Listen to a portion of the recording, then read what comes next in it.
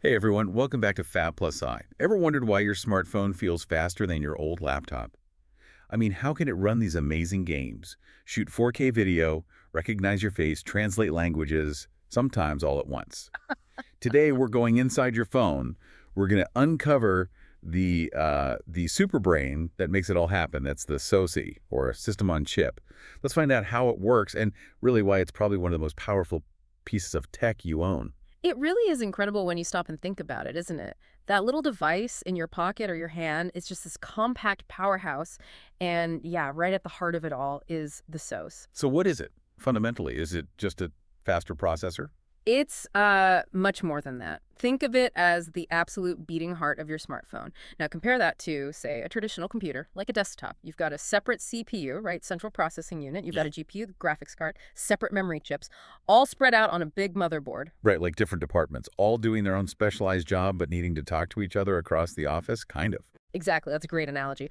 But in SOSI, it completely changes that model. It takes all those vital pieces, the CPU, the GPU, memory controllers, and a whole bunch of other critical bits, and it integrates them, squeezes them all onto one single tiny piece of silicon. One chip. One chip. It's integration taken to the extreme. So on that tiny chip, the CPU is there handling your main computing tasks, opening apps, background stuff. Then you've got the GPU, the graphics processing unit.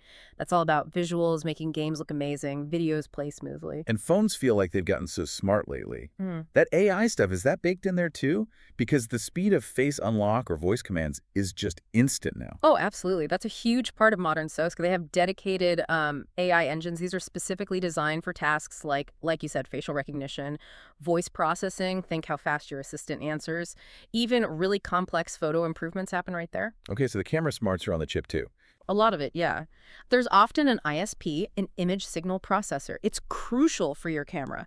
It handles autofocus, color balance, noise reduction, all that stuff in real time, even before you hit the button. And, we can't forget the other important parts. There's often a DSP, a digital signal processor for complex audio or sensor data, an audio codec to handle sound output. And of course, the modem, that's your connection to the world, Wi-Fi, 5G, all that. Wow, okay, so all of that is crammed onto this single chip. All on one chip. And for you, the person using the phone, the benefits are really clear, right? Your phone runs faster, it uses less power, so battery life is better. And the phone itself can be thinner and lighter because everything's integrated. It's all about efficiency. That level of integration is just mind-boggling. But how? How do they pack so much power into something so, well, small? What's the magic? It's not magic, but it is some seriously advanced engineering. The secret is really in the manufacturing process. We talk about advanced manufacturing nodes. You hear terms like 5 nanometer or 3 nanometer process technology. All right, those numbers keep getting smaller. What do they actually mean? They refer to the scale, the incredibly tiny scale of the components, the transistors on the chip. We're talking about features measured in nanometers. A nanometer is a billionth of a meter. To give you some perspective, we're packing literally billions of transistors onto a chip, maybe the size of your fingernail.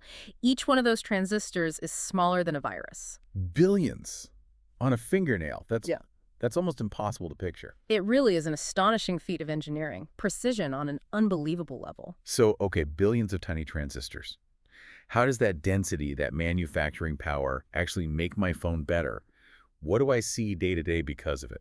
Great question. The connection is very direct. It impacts pretty much everything you do. First off, speed. More transistors closer together means signals travel faster. Operations happen quicker, apps load almost instantly, multitasking is smoother. Okay, speed, that makes sense. Second, efficiency. Because everything's packed so tightly, the electricity doesn't have to travel as far. Less travel means less power used. That translates directly into longer battery life for you. Right, better battery. Always good. Definitely. And third, and this is where things get really interesting lately, AI performance. Having those dedicated AI cores right there on the chip enables powerful on-device processing. So things like really smart photo editing, like portrait mode effects or night mode enhancements, or super fast speech-to-text, dictating a message that happens right on your phone instantly. It doesn't need to go to the cloud and back. That explains so much. Like taking a photo in almost pitch black and boom, the phone shows you this bright, clear picture instantly. Or, yeah, gaming. Mobile games look ridiculously good now. Is that the SOSI too? Absolutely. Real-time gaming with console-quality graphics. That's the GPU working hand in hand with the CPU, powered by that dense network of transistors. Live translation apps, where you point your camera at text and it translates right on the screen. That's the AI engine and the ISP working together. These aren't just small improvements. This on-device power changes what's possible. It really does feel like science fiction sometimes. Just a few years ago, this stuff was unthinkable on a phone. Exactly. Think about the computing power needed just a decade ago for that kind of processing. Now it's in your pocket. It makes interaction immediate. So with all this power, who are the big players making these chips? I hear names like Apple, Qualcomm, MediaTek. Are they all doing the same thing, or do they have different strengths? That's a great point. It's a really competitive field. And yeah, the major players definitely have their own focuses and strengths. You mentioned Apple's A-series chips like the A17 Pro. They design their own SoCs. They're built using TSMC's most advanced process, like 3 nanometer right now. Then they're known for just raw performance and incredible power efficiency, really optimized for iOS. So really tightly integrated with their own software and hardware. Precisely. Then you've got Qualcomm's Snapdragon series, like the 8 Gen 3. You find these in tons of high-end Android phones. Snapdragon is often seen as, well, a leader in areas like gaming performance, camera AI features, and particularly connectivity. They're usually pushing the envelope on 5G and Wi-Fi speeds. Okay, so strong all-rounder, maybe especially for gamers or photo buffs on Android.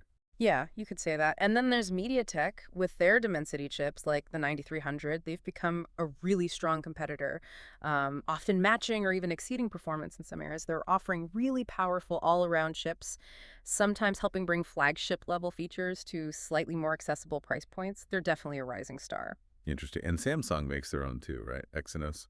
They do. Samsung's Exynos chips, like the 2400, are primarily for their own Galaxy devices, though not always exclusively or in all regions. They've been putting a lot of focus recently on boosting GPU performance for graphics and gaming, and also heavily investing in on-device AI capabilities.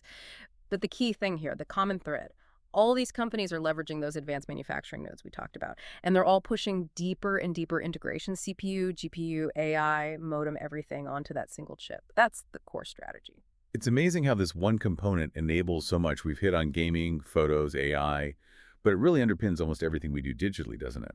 It absolutely does. It's kind of the unsung hero. Think about it. Instant photo editing using AI filters. That's the SO. Smooth mobile gaming. Yeah, we mentioned that.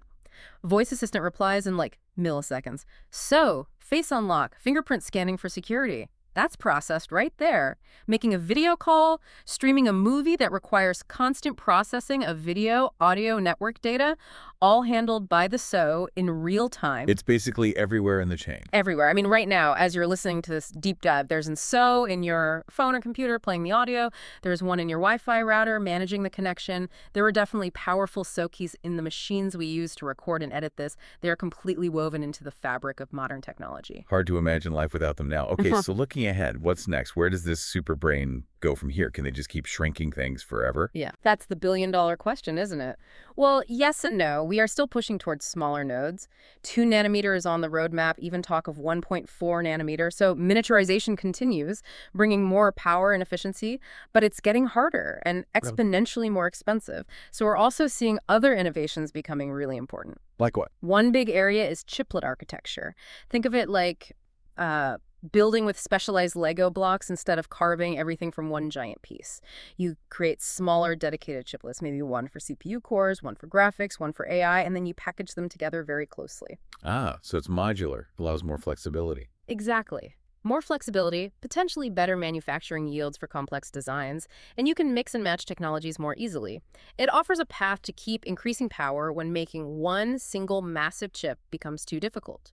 We'll also see, without a doubt, even more powerful AI cores. This is crucial for things like on-device generative AI. Imagine your phone helping you write emails or create images without the cloud. Better predictive text, more seamless local language translation. That all needs more AI horsepower on the chip. And security.